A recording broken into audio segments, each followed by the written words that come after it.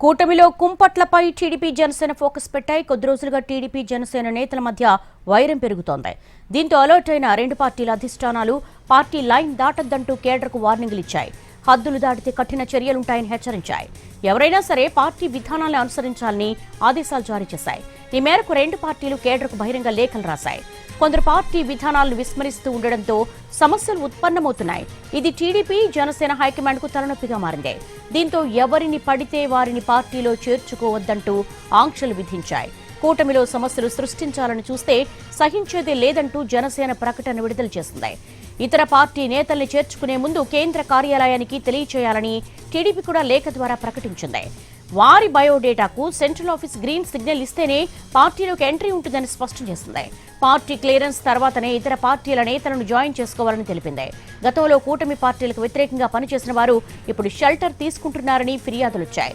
ఇటీవల మహానాడులో పార్టీలో కోవర్ట్లున్నారని వ్యాఖ్యానించారు చంద్రబాబు. దీంతో జిల్లాల్లో రెండు పార్టీల నేతల మధ్య ఘర్షణలు సమస్యలు తలెత్తకుండా చేరికలపై ఆంక్షలు విధించాయి.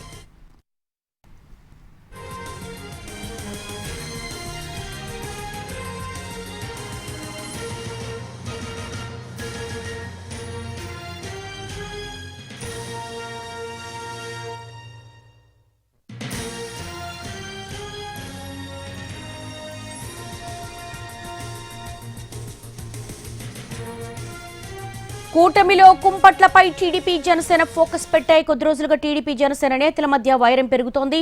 దీంతో అలర్ట్ అయిన రెండు పార్టీల అధిష్టానాలు పార్టీ లైన్ దాటొద్దంటూ కేడర్కు వార్నింగ్ ఇచ్చాయి. హద్దులు దాటితే కఠిన చర్యలుంటాయని హెచ్చరించాయి. దీనికి సంబంధించి పూర్తి డీటెయిల్స్ మా ప్రతినిధి ప్రసన్నని అడిగి తెలుసుకుందాం. ప్రసన్న, ఎలాంటి చర్యలుంటాయని హెచ్చరిస్తున్నారు? అసలు కూటమిలో ఇంటర్నల్ గా ఎటువంటి టాక్స్ వినిపిస్తున్నాయి?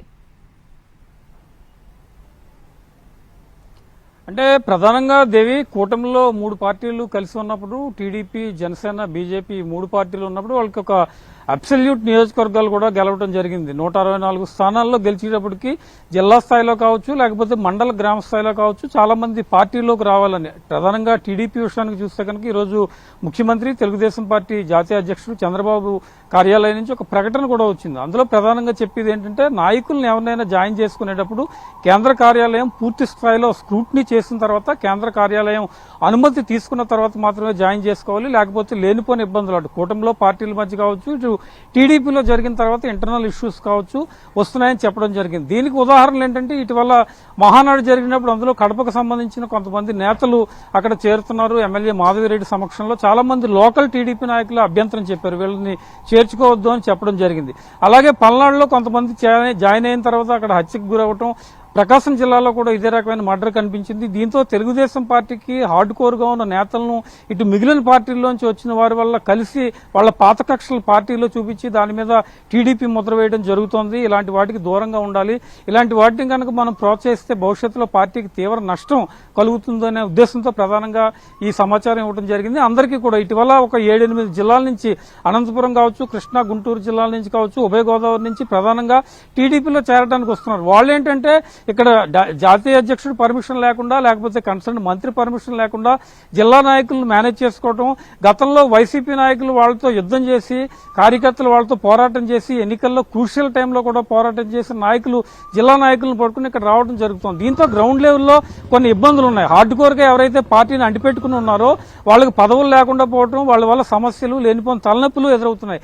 వీటన్నిటిని దృష్టిలో పెట్టుకుని ఇందాక మీరు చెప్పినట్టు మహానాడులో చంద్రబాబు కూడా పార్టీలో కోవర్ట్లు ఉన్నారని చెప్పడం జరిగింది. అంటే ఏడాది తిరగకుండానే పార్టీలో కోవర్ట్లు ఉన్నారని చెప్పడం, మిగిలిన పార్టీల నుంచి వచ్చే వాళ్ళ విషయంలో జాగ్రత్తలు తీసుకోవాలని చెప్పడం, ఇప్పుడు ఏకంగా ఒక లెటర్ రిలీజ్ చేసి కేంద్ర కార్యాలయం అనుమతితో పూర్తి స్థాయిలో స్క్రూటినీ చేసి, ఒక రకంగా చెప్పాలంటే టీడీపీ అన్ని పార్టీల నాయకుల మీద ప్రత్యేకంగా కసరత్తు చేస్తూనే ఉంటుంది. రాజకీయంగా దాని ఒక యూనివర్సిటీగా కూడా చెప్తూ ఉంటారు, ఏ నాయకులు ఏ పార్టీలో ఉన్నారు, వాళ్ళ వ్యవహార శైలి ఏంటి, గత 30-40 ఏళ్లుగా వాళ్ళ రాజకీయ చరిత్ర ఏంటి అని.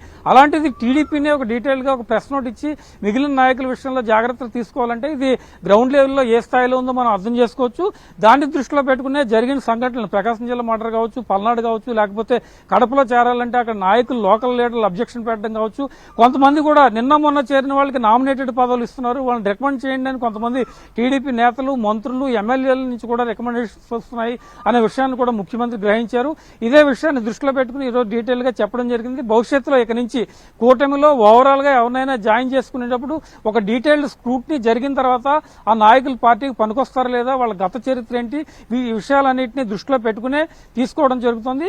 చేర్చుకోవడంలో జనరల్ గా రాజకీయ పార్టీలు ఎవరినైనా చేర్చుకోవడానికి వెల్కమ్ ఎప్పుడూ చెప్తూ ఉంటాయి. కానీ ఈసారి ఒక పూర్తి స్థాయిలో ఫిల్టరైజేషన్ చేసి ఆ ఫిల్టర్లు, ఆ లేయర్లు దాటి పార్టీలోకి చేరడానికి ఆంక్షలు విధించారంటే చాలా సీరియస్ గానే పార్టీ వ్యవహారాలకు సంబంధించి చంద్రబాబు దృష్టి పెట్టినట్టుగా తెలుస్తోంది. చంద్రబాబుతో పాటు ఇతర కూటమి నాయకులు కూడా ఇదే విషయంలో కూటమి మధ్య ఎలాంటి విభేదాలు రాకుండా బయట నుంచి వచ్చే నేతల విషయంలో జాగ్రత్తలు తీసుకుని ముందడుగు వేయడానికే ఇలాంటి సందేశం బయటకు పంపించారన్న అభిప్రాయాలు కూడా ప్రధానంగా వ్యక్తం అవుతున్నాయి. Devi. All right Vinay, thanks for the updates. ఇదే ఇష్యూకు సంబంధించి మా ప్రతినిధి వినయ్ కూడా సిద్ధంగా ఉన్నారు మరిన్ని వివరాలు అందించడానికి. జనసేన నుంచి ఎలాంటి దిద్దుబాటు చర్యలు తీసుకుంటున్నారు, అలాగే పార్టీ లైన్ కు సంబంధించి అక్కడ ఉన్నటువంటి కేడర్ కి ఎలాంటి దిశానిర్దేశం చేస్తున్నారు వినయ్ అడిగి తెలుసుకుందాం. వినయ్,